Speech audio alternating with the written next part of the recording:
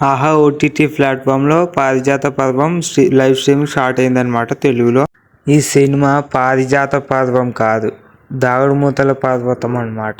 అంత ఇది ఉంది అనమాట సినిమా అయితే. ఈ సినిమా ఎగ్జాక్ట్లీ ఏప్రిల్ 19కి రిలీజ్ అయింది.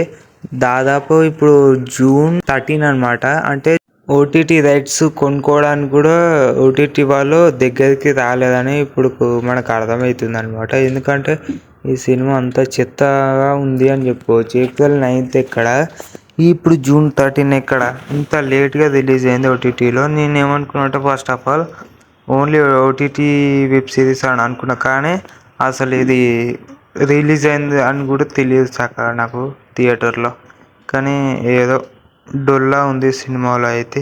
ఏమంతగా నాకు కంటెంట్ అయితే ఏమున్నట్టుగా అయితే అనిపించలేదు. ఏమనిపించింది అంటే ఇందులో సునీల్, నాకు ఇందులో మెయిన్ హీరో, మన హీరో నేమ్ తెలియదు కానీ హీరో అయితే నేను ఎక్కువ సునీలే అని అనుకున్నాను. కానీ సునీల్దే పర్ఫార్మెన్స్ చాలా బాగుందని చెప్పుకోవచ్చు. వైవాస ఆ పర్ఫార్మెన్స్ కూడా చాలా బాగుంది. ఈ సునీల్ పక్కన ఇంకొక హీరోయిన్ ఉంటుంది, ఆ హీరోయిన్ కూడా చాలా బాగుంటుంది. హీరో నేమ్ చైతన్య రావు అనమాట. చైతన్య రావు యాక్టింగ్ కూడా చాలా బాగుందని చెప్పుకోవచ్చు.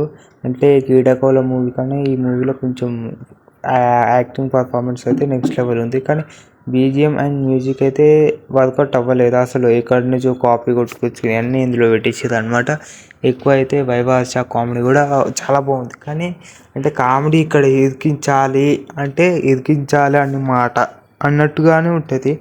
కానీ అప్పుడప్పుడు కామెడీ వస్తుంది, అసలు కామెడీ వచ్చినట్టు కూడా మనకు అనిపించేది. ఓహో ఇక్కడ నవ్వాలా, అప్పుడు నవ్వాలి అనుకుంటాం. అలా తీసారనమాట సినిమా. అసలు నాకు ఈ డైరెక్టర్కి ఏమనిపించింది, ఏమో నాకు బోర్ కొడుతుంది, ఒకసారి టైంపాస్కి సినిమా తీద్దాం అని అనుకుంటే ఏమో మళ్ళీ ఈ టైంపాస్కి తీసి మనం మోకాన కొట్టిండు.